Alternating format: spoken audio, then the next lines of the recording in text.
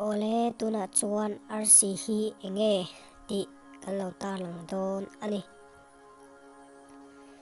van sang chan chin kan hre chiang zela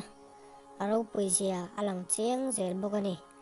kum sang khajaruk somria le pasari khan Isaac Newton an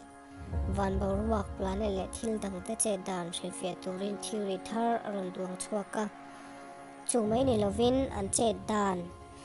chu chua theina turin mathematics aduang chuak boka van sang chan chin chu mi hring ten kan lo hre chiang ta tual ani machine kan riat thei chila kan chen na khovel chau hi nun na om theina ania hemi khovela hian nun na om theina tan thil chul tuite oxygen tele thil dang tam tak oma kan che vela planet danga om velo ni in an mi thiam te chuan an soi hemi kan chen na khovel hi ke ni mi hring te tan chuan alian em maya alaya sir khat atanga sir le nam thleng sei zon 2 kilometer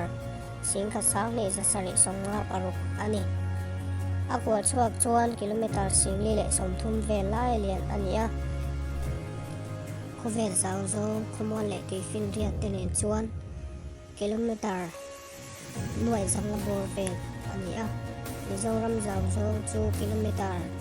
sing ni sang kha som ve le pasari ani